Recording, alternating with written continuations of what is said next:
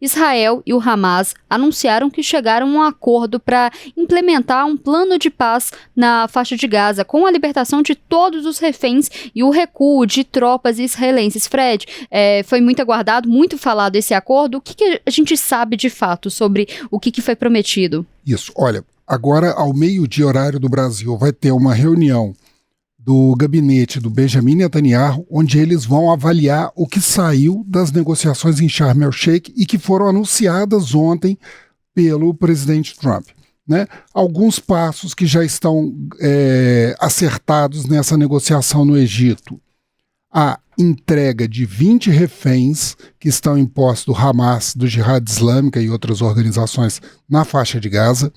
A devolução de aproximadamente 2.000 prisioneiros, são 250 que estão cumprindo prisão perpétua em Israel, e mais 1.800, 1.700 palestinos presos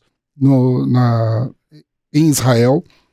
Uma retirada num prazo de 24 horas das tropas de Israel das grandes cidades em relação a uma segunda faixa de controle que estava previsto também nas negociações, no plano de 20 pontos do Donald Trump, e a retomada da entrega de ajuda humanitária por organizações como o Crescente Verde e a Cruz Vermelha.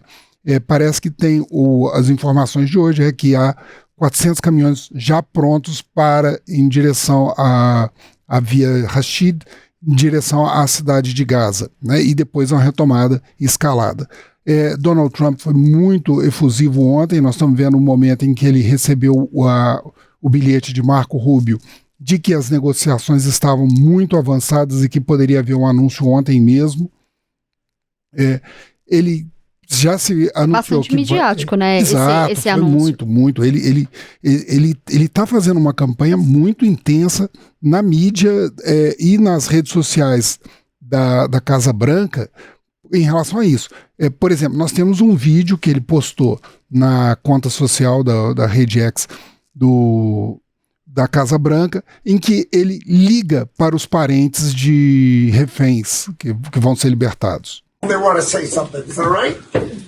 All right, hold on. President Trump, you have the best crowd in the world. What do you guys have to say to President Trump? Thank you. Thank you very much, everybody. You did it. You did it. Wow. Thank you. This is amazing. Mr. President, we believe in you. We know you've done so much for us over the past, since you became a president, and even before that.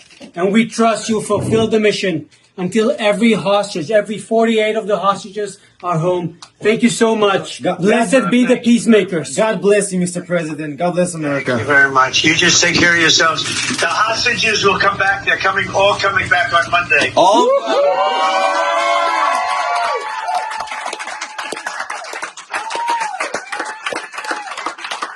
Thank you, sir. Thank you. Nobel da Paz vem aí? Ele está fazendo campanha para isso, uma campanha muito forte, né? O site da Casa Branca, né, amanheceu, e nas redes sociais também, com um pôster do presidente pacificador, né? A gente tem a imagem desse post, né? Aí, o presidente da paz.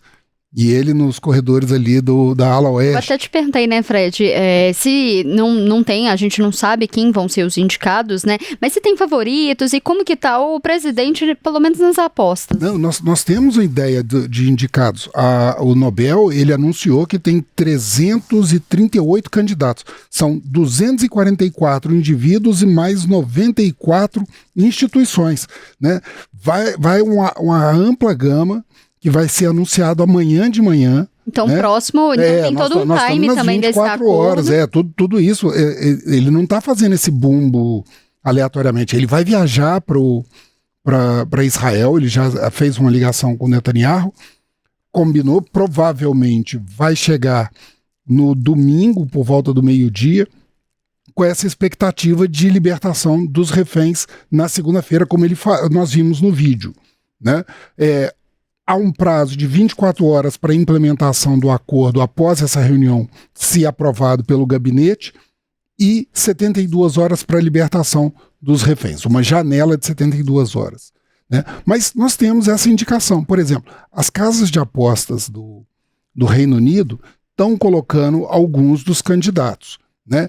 A Polymarket, ela coloca a sala de resposta de emergência do Sudão com 34% de chances, a Yulia Navalny, que é a esposa do Alexei Navalny, um dissidente russo que morreu há pouco tempo e que era um crítico de Vladimir Putin, ela aparece com 10%, o Médicos Sem Fronteiras, que também 10%, e o Donald Trump com 6%. Mas ela não é a única casa. Tem outras casas, uma de 2013, muito tradicional também, que é a Oddspedia, que coloca Donald Trump com uma odd de 1:2. Ou seja, 33,33333% de chance dele levar o Prêmio Nobel da Paz. Aqui na nossa enquete, inclusive, 60% acredita que ele deve ser sim indicado. É uma chance boa. Agora, tem algumas coisas que devem ser levadas em conta, né? O Prêmio Nobel da Paz desse ano não vai levar em conta o anúncio de Gaza. São os feitos em relação à paz no ano passado.